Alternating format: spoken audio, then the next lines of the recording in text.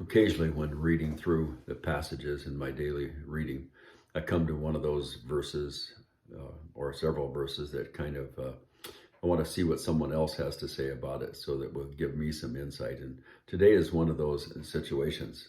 Our reading is in Zechariah chapters 10, 11, and 12, Psalm 126, and Luke 14.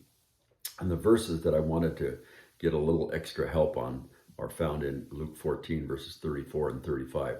Let me read them to you. Perhaps you've wondered sometimes what these had to, the meaning that these verses had, and hopefully this will help give us both a little insight into that.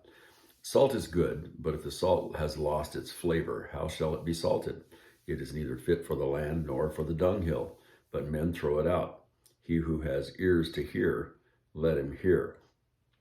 Kind of the question that kind of hits my mind is, do I have ears to hear? Am I hearing correctly? One author says about this, whoever of you does not forsake all that he has cannot be my disciple, says we have a difficult challenge in understanding and communicating the gospel here because there are two extremes that we have to avoid. We can never give people the impression that they have to clean up their lives before they come to Jesus. That would be like cleaning up before you took a bath. Yet, likewise, we can never give people the impression that Jesus won't want to clean up their lives with their cooperation when they come to him.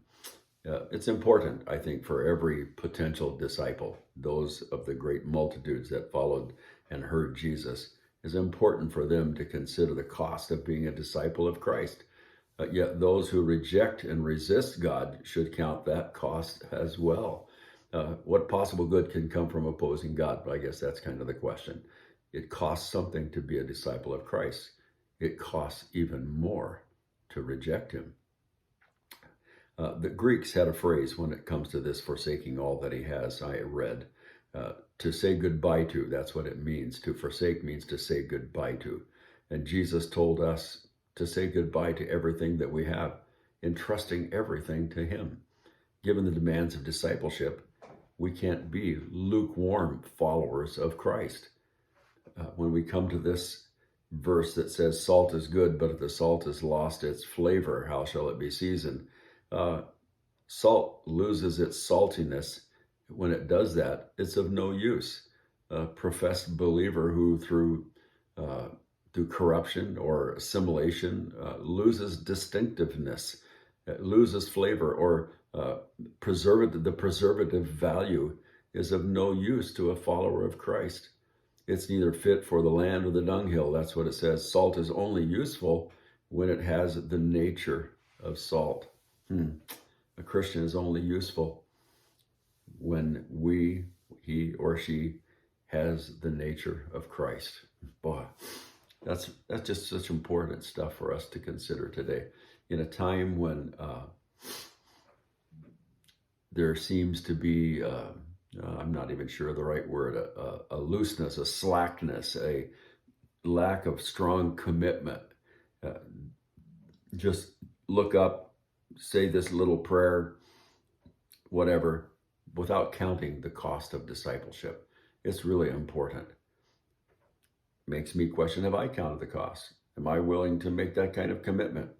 And there is such a need, I believe, an urgent need to be proclaimed in Jerusalem, Judea, Samaria, the uttermost parts of the world, the cost of discipleship. The hour is so late, and I believe that the need is so incredibly great. I'm so concerned that the church is not anywhere near ready on a larger scale.